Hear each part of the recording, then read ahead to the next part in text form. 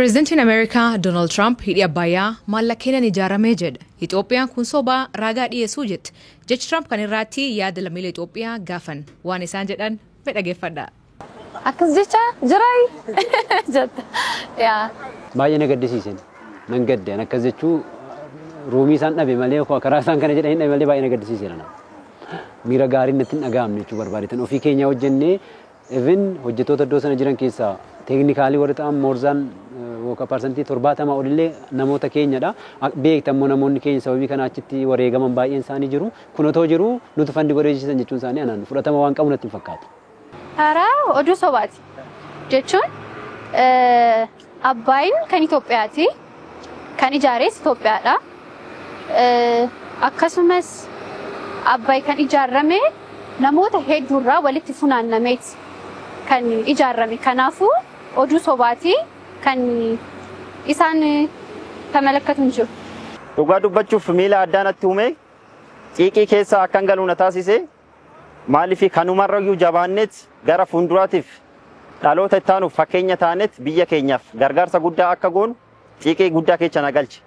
Miira gaarii mitaanatti utuu hin taane uummatuma biyya kana jirutti illee miira gaariin dhaga'u maaliif mootummaa biyya kanaa dabalatee uummati biyya kanaa baadiyyaaf magaalaa jiru hundumaatu hirmaannaa olaanaa geggeesseedha. Hidhi kun akka hojjetamuuf gara fuulduraatti akka deemuu fi hirmaannaa kan taasiseen jedha. Wanta dhugaarraa fagaate natti fakkaata.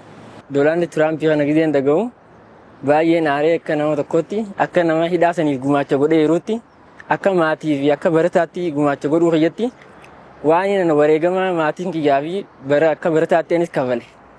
Maqaballeessi raawwachuu isaatti hedduun aaree ture.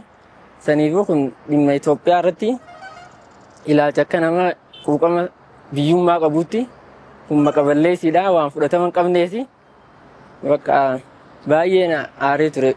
Wareegamaan kafalee jechuun wareegama nuti itti baafne biyyi biraa qaamonni biraa akka waan ifi raawwatanitti wanta nuti raawwanne ittiin maqaa if yaamuudhaaf ilaalcha akkasii kana qabaachuu isaaniitti dhugumatti ilaalcha kanaa kun pirezidaantii Ameerikaa irraa pirezidaantii biyya kanaa ta'e hin eeggamuusi isa madaaluusi ture. Rakkoon adda addaa Itoophiyaa keessa jiraachullee dhimmi Abbayyaa kuniin uummata Itoophiyaa tokkoomsee jira. Uummanni Itoophiyaa immoo akkamiin hidha kanaaf gumaachaa turan? Araarsaa Bilataan jedhama. Jiraataa magaalaa Finfinneeti. Bara 2003 gaafa yuunivarsiitii jirru nyaata keenya irraa torbeetti guyyaa 2 Abbayyiif qoodaa turre. Waggaa tokkoof jechuudha. Waggaa tokkoof guyyaa 2 torbee keessa nyaata nyaannurraa hir'ateetu Abbayyiif galaa ture.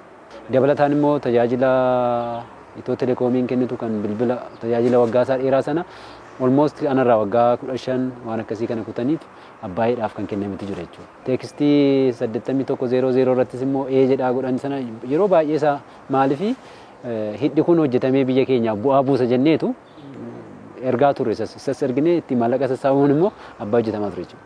Maqaan koo Naa'ol Dhaaban jedhama. Yuunivarsiitii Amboorraan eebbifamee bahe. Gumaacha hidha haaromsa kanaatiif kallattii garaagaraatiin gumaachaan ture. Yuunivarsiitii keessa yeroon turetti barattootaan wal qindeessineet akka dipaartimentiitti wal qindeessineet boondii bituu dandeenyeera. Erguman irree achumaa ba'es ergaan hojii irratti bobba'ee boondii bitee gara kanaan gumaacheera. Maatiin koollee akkasuma boondii bituudhaan gumaacha godhaniiru. Maqaan kiyya Alaamuddin Jamaal Saaniitiin jedhama. Hidha Abbayyaatiif an xiqqeenya irraa eegalee jechuun yeroon kutaa 4 fi 5 bara duraa eegalee akka barataatti akka kilaasiitti akka mana barnootaattis gumaacha birrii kafaluudhaan boondii bituudhaan gumaacha achirraa eegalee ilaa hanga inni xumuramutti godhaa turre. Akka maatiittis maatiin kiyyaas ilaa hanga inni xumuramutti gumaacha birriidhaanis ta'ee yaadaanis akka ilaa hanga inni sadarkaa kanarra gahu jechuudha godhaa turan.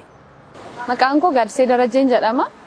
Hidha guddicha bara ijoollummaa keenya jechuun sadarkaa barnoota tokkoffaaf lammaffaa yeroo turre manni barnootaa keenya akka nuti gargaaruuf gargaarsa nu gaafatanii turan. Yeroo sana maatii keenyarraa kan nuti maallaqa argannu sanatti maatiin keenya maallaqa nuuf kennanii sana booddee mana barnootaa geessinee kan nuti hidha laga Abbayyaa gargaaraa deeggaraa turre.